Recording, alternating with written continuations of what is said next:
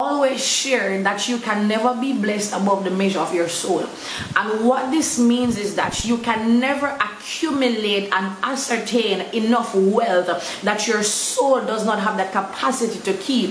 This is why you will find many people will get very rich and they'll have a lot of money, but by tomorrow they're broke, by next month they're broke, because their soul does not have the capacity to sustain the wealth that God would want to give to them. And I'll explain what I mean. No, understand that as a human being, as a man, as a woman, you're tripartite. This means that your body, soul, and spirit. No, your body is putting in the work to make the money. Yes.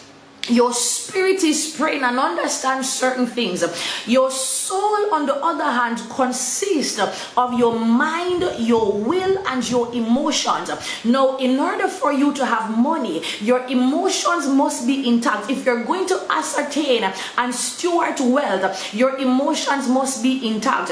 What this means, if your emotion is all over the place, today you don't feel like being consistent, tomorrow you don't feel like doing anything at all. Every day your emotion is in control of will you work or will you not work, will you get out of bed or will you not get out of bed. You're just not in the mood to do anything at all. Your energy, your vibe is constantly low. As a man that understands not just riches but wealth, you have to understand that you must stay control and you must have discipline over your emotions, because there will be days you don't feel like doing anything, but it's not about how you feel, it's about what you know that needs to be done for you to maintain a certain lifestyle of living, or for you to get or demand certain results. So your emotions must be intact. Your emotion is a dimension of your soul.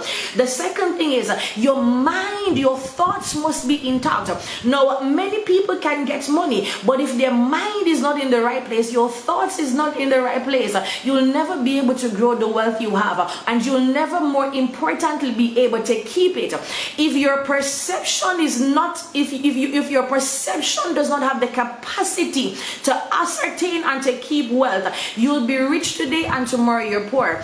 There's some people that if someone comes and they want to bless them and give them stuff, and you're giving them more than they anticipated, they say, no, don't give me too much, it's okay, you don't have to give me too much.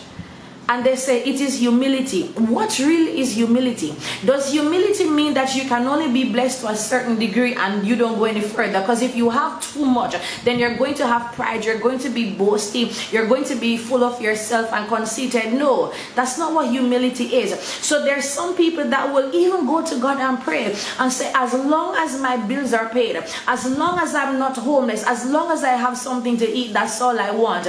And then you're praying a limited prayer, because your perception is not at the place to facilitate the vast abundance that God has. Do you think that you can go to God and ask God to bless you, and God blesses you, and then you say, okay, God, is okay, you can stop?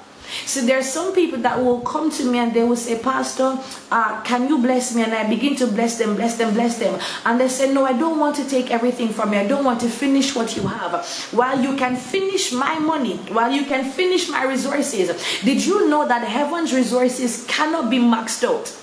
When we're talking about the resources of heaven, the wealth of heaven, the substance of heaven, there's no taxation in heaven, there's no inflation in heaven, there's no limits to the possibilities of what God can bless you with from the heavenlies. That's why the Bible tells us that the earth is the Lord and the fullness thereof.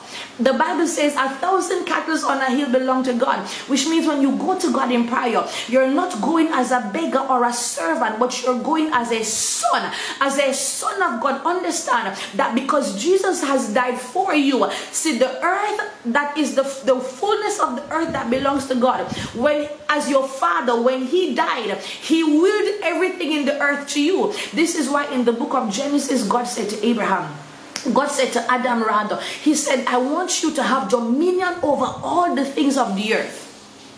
He gave everything to Adam in the beginning as a son. And so for us not to understand the power and the dimensions of sonship is to go to God in prayer and say, God, I don't want to bother you, but can you help me to pay your bill?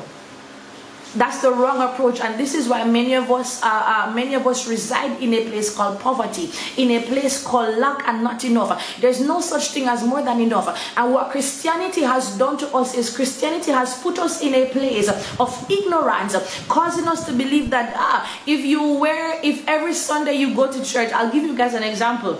If I decide that every Sunday I go to church, if I wear a yellow shirt, I will drive a yellow car. If I wear a black shirt, I'll drive the black van. If I wear red, I'll drive red. What if I decide that's the lifestyle I want to live, where my cars match my color clothes? Does that mean that I'm filled with pride? Does that mean that I'm conceited? Someone will say, why do you have so many cars and so many people are struggling?